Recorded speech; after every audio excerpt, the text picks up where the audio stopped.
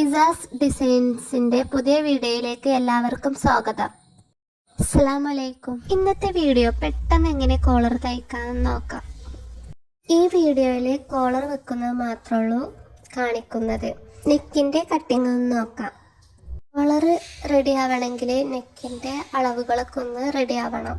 എന്നാൽ കോളർ നല്ല നീറ്റായിട്ട് കിട്ടും. ടോപ്പിന് കട്ട് ചെയ്ത് വെച്ചതാണ്. അപ്പോൾ ഫ്രണ്ടത്തെ നെക്ക് കട്ട് ചെയ്യണമെന്ന് നോക്കാം. നെക്കിൻ്റെ വീതി 3 ഇഞ്ചും ലെങ്ത്ത് 3 ഇഞ്ചും എടുക്കണം ഫ്രണ്ട് ഭാഗത്ത് കേട്ടോ. ആദ്യം ഒന്ന് സ്ക്വയറായിട്ട് വരച്ചെടുക്കുക. എന്നിട്ട് റൗണ്ട് ഷേപ്പ് ഒന്ന് വരച്ചു കൊടുക്കുക. റൗണ്ട് ഷേപ്പ് കഴിഞ്ഞിട്ട് താഴത്തേക്ക് 4 ഇഞ്ചിൽ അടയാളപ്പെടുത്തണം നെക്കിന്. ഇതിനൊരു ചെറിയൊരു ഓപ്പൺ കൊടുക്കണം. കോളർ വെക്കുമ്പോൾ നമുക്ക് ഡ്രസ്സ് ഇടുമ്പോൾ തല കൊള്ളണമല്ലോ, അതിനു വേണ്ടി 4 ഇഞ്ച് അടയാളപ്പെടുത്തുക. വീഡിയോ ഒന്ന് ശ്രദ്ധിക്കാം.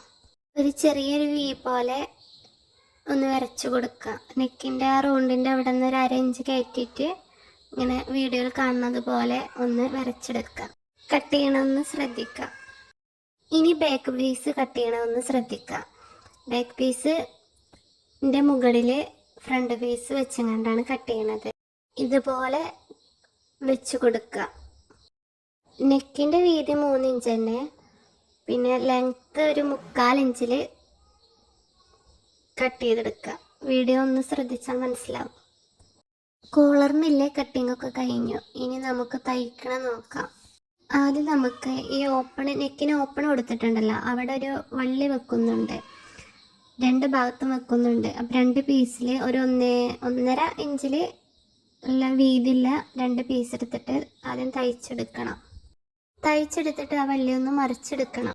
നെക്കിൻ്റെ ഓപ്പൺ കൊടുത്ത ഭാഗത്തിൽ 2 ഭാഗത്തും ഈ വള്ളി വെച്ചൊന്ന് തയ്ച്ചെടുക്കണം. നെക്ക് തയ്ക്കാൻ വേണ്ടി സെയിം മെറ്റീരിയൽ തന്നെയാണ് ഞാൻ എടുത്തിട്ടുള്ളത്. ചെറിയൊരു ചതുരത്തിലുള്ള ഒരു പീസാണ് എടുത്തത്. ഫ്രണ്ട് പീസിൻ്റെ നല്ല വശം നമ്മൾ എടുത്തിട്ടുള്ള തുണീൻ്റെ മുകളിൽ വെച്ച് പിന്ന് കുത്തി കൊടുക്കുക. വീഡിയോയിൽ ചെയ്യുന്നതൊന്ന് ശ്രദ്ധിക്കുക. ഇതുപോലെ ഒന്ന് പിന്ന് കുത്തി കൊടുക്കുക. നമ്മൾ തയ്ക്കുമ്പോൾ നീങ്ങി പോവാതിരിക്കാൻ വേണ്ടിയാണ് പിന്ന് കുത്തുന്നത്. നെക്കിന് ചെറിയൊരു ഓപ്പൺ കൊടുത്തല്ലോ, അതുകൊണ്ടാണ് നെക്ക് നീറ്റായിട്ട് കിട്ടണമെന്നുണ്ടെങ്കിൽ ലൈനിങ് പോലെ അതുപോലെ പീസ് വെച്ച് മറിച്ചെടുക്കണം. എന്നാലുള്ളൂ നല്ല നീറ്റിൽ കിട്ടുള്ളൂ. ഷർട്ട് പോലൊക്കെ കോളർ വെക്കുമ്പോൾ നെക്കിന് തയ്ച്ചെടുക്കേണ്ട ആവശ്യമല്ല. നെക്ക് കോളർ വെക്കുമ്പോൾ ഉള്ളിലേക്ക് പോകും. നെക്ക് തയ്ക്കണമെന്ന് ശ്രദ്ധിക്കുക. നെക്ക് തയ്ക്കുമ്പോൾ ഈ ഓപ്പണുള്ള ഭാഗത്ത് വരുമ്പോൾ ആ മൂലകളൊക്കെ ഒന്ന് നീറ്റാവണമെങ്കിൽ ഒന്ന് സൂചി ഉള്ളിലേക്ക് താത്തി വെച്ചിട്ട് ഒന്ന് നിർത്തിയിട്ട് ഒന്ന് തിരിച്ചു കൊടുത്തിട്ട് വേണം നമ്മൾ തയ്ച്ചെടുക്കേണ്ടത്. എന്നാൽ ഒന്ന് നീറ്റിൽ കിട്ടുള്ളൂ. ഇതുപോലെ തന്നെ 2 പ്രാവശ്യം തയ്ച്ച് കൊടുക്കണം.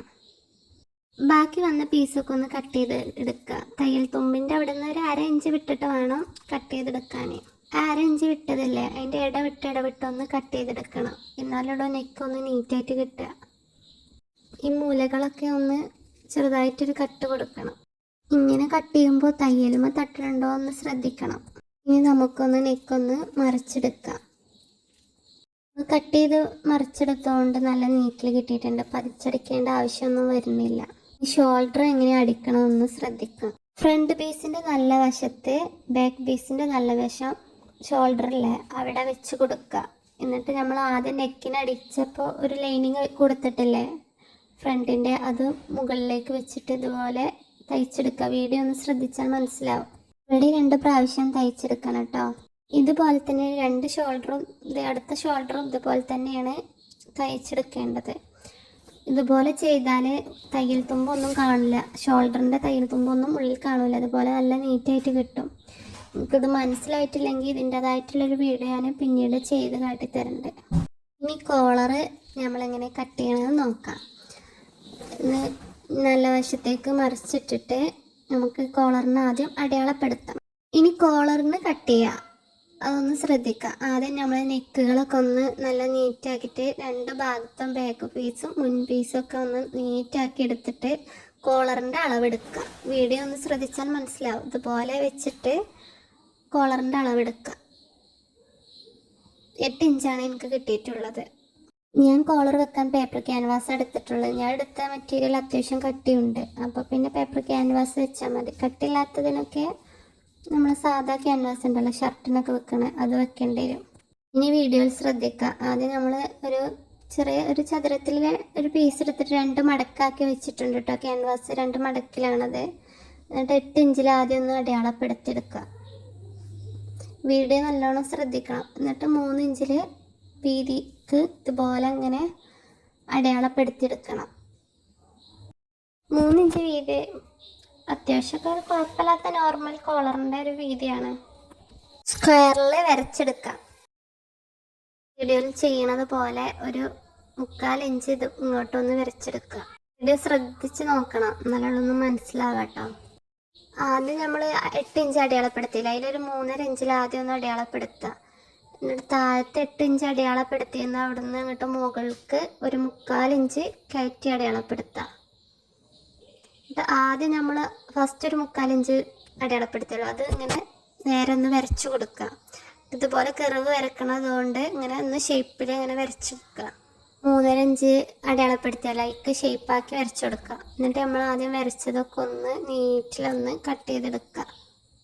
ഇനി ക്യാൻവാസ് ഒട്ടിക്കാൻ നമുക്ക് 2 പീസ് വേണം.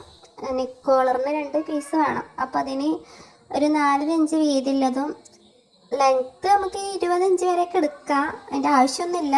അങ്ങനെ 20 ഇഞ്ച് ലെങ്ത്തിൽ 2 പീസ് എടുത്തിട്ടുണ്ട്. ആദ്യം ഒരു പീസിൻ്റെ ഉൾഭാഗത്ത് വെച്ച് അയൺ ചെയ്തെടുക്കണം.